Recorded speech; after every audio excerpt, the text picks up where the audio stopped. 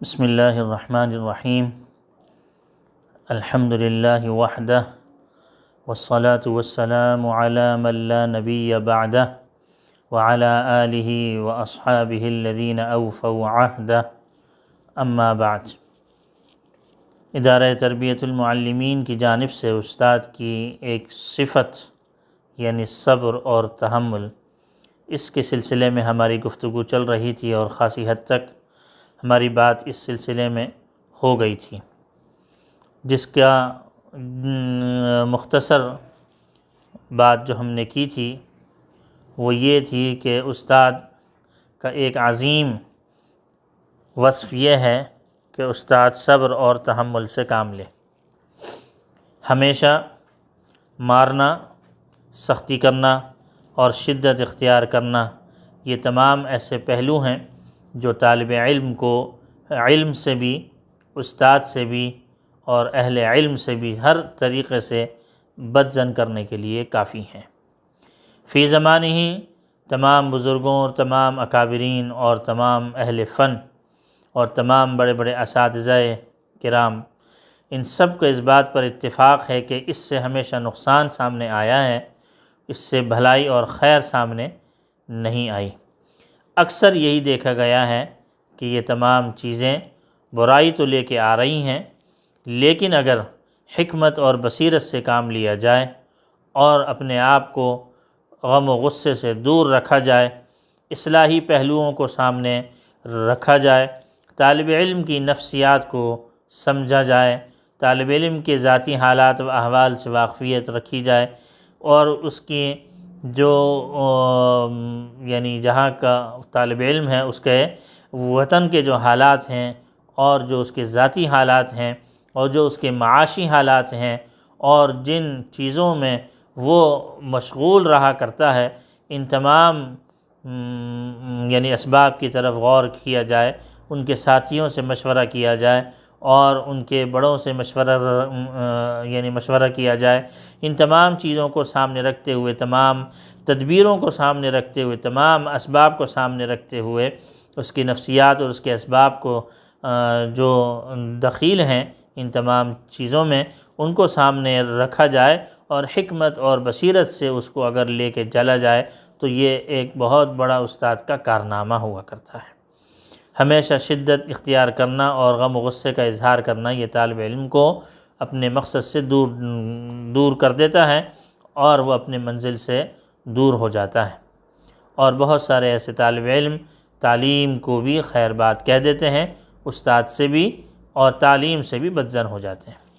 استاد کا سب سے بڑا کارنامہ کیا ہے؟ دیکھیں، کوئی بھی طالب علم آئے، جتنا ہی وہ اچھا پڑھنے والا کیوں نہ ہو اور کتنا ہی کوئی طالب علم کن ذہن کیوں نہ ہو، یا اپنے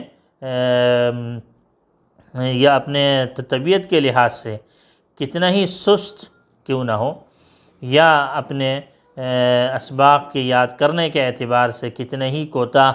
کیوں نہ ہو، کوئی بھی طالب علم چاہے وہ کامیاب ہو چاہے وہ ناکامی کی طرف جا رہا ہو، ہر اعتبار سے استاد کا سب سے بڑا کارنامہ یہ ہوتا ہے کہ استاد اپنی ذات کی محبت، استاد کی محبت، اہل علم کی محبت، مدارس کی محبت اور مدرسے والوں کی محبت اور مدرسے میں کارکنان جو بھی شخصیات ہیں ان سب کی محبت اور علم اور اہل علم کی محبت اس طالب علم کے دل و دماغ میں بٹھا دے۔ سب سے پہلے کارنامہ استاد کا یہی ہے۔ استاد کا کارنامہ یہی ہے کہ وہ اپنی تعلیمی لحاظ سے اور تربیتی لحاظ سے، عملی لحاظ سے وہ ایسی محبت اور عظمت بٹھا دے کہ طالب علم کے دل و دماغ میں پھر اور کوئی بات نہ ہو۔ طالب علم کے دل و دماغ میں استاد کی عظیم شخصیت ہو، اہل علم اس کے سے متعلق ہوں، طالب علم ایسی باتوں کو جو استاد اس کو سمجھاتا ہے اس کو بڑے عظمت سے اور بڑی محبت سے لیتا ہو، تو گویا کہ جب استاد نے یہ عظمت اور محبت دونوں چیزوں کی بٹھا دی تو اب گویا کہ طالب علم کامیابی کی طرف چل نکلا۔ طالب علم ہو اور وہ کسی بھی لحاظ سے کوتاہ ہو، اس کے لیے سب سے بڑی کوشش یہی کرنی چاہیے کہ طالب علم کے دل و دماغ میں استاد کی عظمت بیٹھ جائے، استاد کی محبت بیٹھ جائے، استاد کی ہی نہیں بلکہ اہل علم کی، مدارس کی، مدرسے والوں کی، اور اس کے ساتھ ساتھ علم کی عظمت اور محبت بیٹھ جائے۔ بس پھر استاد جو اس سے کچھ نکلوانا چاہے گا، استاد پھر جب اس کے اوپر محنت کرے گا تو انشاءاللہ العزیز اس محنت سے کسی قدر نہیں بلکہ بہت ہی زیادہ اس کو فائدہ حاصل ہوگا۔ طالب علم بھی کامیابی کی طرف جائے گا اور استاد بھی کامیابی کی طرف جائے گا۔ دونوں اپنے لیے اس معاملے میں اپنے سعادت دارین سمجھیں گے اور یہ دیکھیں گے کہ اگر ہم نے اس رخ پر کام کیا تو انشاءاللہ العزیز یہ ہمارے لیے دنیا اور آخرت دونوں اعتبار سے ہمارے لیے انتہائی سعادت کی بات ہے۔ اور اگر خدا نخواستہ استاد اگر ان چیز کے اندر ناکام ہو گیا تو جیسے میں نے پہلے عرض کیا تھا کہ پھر طالب علم جو ہے پھر وہ اہل علم سے بھی بدظن ہو جائے گا، اور وہ طالب علم جو ہے وہ اپنے مقصد سے بھی دور ہو جائے گا، اور وہ طالب علم جو ہے وہ اہل علم سے بھی اور اہل مدارس سے بھی اور علوم نبوت سے بھی ہر طریقے سے وہ اپنے اس شعبے سے بھاگے گا، بددل ہو جائے گا۔ جب وہ بددل ہو جائے گا آپ اس کے اوپر لاکھ محنت کر لیں لیکن وہ اپنے مقصد سے قریب بھی نہیں آئے گا۔ مقصد سے قریب نہ ہونے پر وہ ناکام اور نامراد ہو جائے گا۔ تو لہٰذا یہی استاد کا آپے سے باہر ہونا، یہی استاد کا غم و غصے کا اظہار کرنا، یہی سختی کرنا اور یہی مار پیٹ کرنا، یہ استاد کو، معلم کو یہ طالب علموں کی نظروں میں گرا دیتا ہے۔ یہ ایک ایسا وصف ہے کہ اگر خدا نخواستہ استاد کی آپے سے باہر ہو گیا تو یہ آپے سے باہر ہونا اور شدت اختیار کرنا، انتہائی غم و غصے کا اظہار کرنا، یہ تمام ایسی چیزیں ہیں جو دوسرے لوگوں میں عیب ہیں اور عیب کی نگاہ سے دنیا اس کو دیکھتی ہے، چاہے وہ طالب علم ہو، چاہے وہ اور کوئی شخصیت ہو، چاہے وہ طالب علم چھوٹا ہو یا بڑا ہو، ہر ایک آدمی کے اندر یہ عیب ہے۔ خصوصاً جو طالب علم ہوا کرتے ہیں اور جو چھوٹے عمر کے ہوا کرتے ہیں، اور چھوٹے عمر کے نہ بھی ہوں بڑے عمر کے بھی ہوں، لیکن ایسے لوگوں سے، ایسی شخصیات اور ایسے اساتذہ سے وہ بدظن ہو جاتے ہیں۔ ان کی قربت، ان کی نزدیکی جو ہے وہ حاصل نہیں کر پاتے، ظاہری اعتبار سے بھی اور باطنی اعتبار سے بھی، اور ایک حسین یادیں ان کے دل و دماغ میں نہیں ہوتی، تلخ یادیں ہوتی ہیں۔ عجیب بات یہ ہے کہ یہ ایک ایسا ایک عیب ہے، یعنی عجیب بات یہ ہے کہ یہ ایک ایسا عیب ہے جو استاد کی بہت ساری جو یعنی خامیاں، یعنی بہت سارے جو اچھائیاں ہوتی ہیں ان اچھائیوں کے اوپر پانی پھیر دیتا ہے۔ بہت اچھی اچھی باتیں اور بہت اچھی خوبیاں اگر استاد کے اندر موجود ہوں تو اسی ایک فعل اور اسی ایک چیز سے طالب علم بدظن ہو جاتا ہے، اور وہ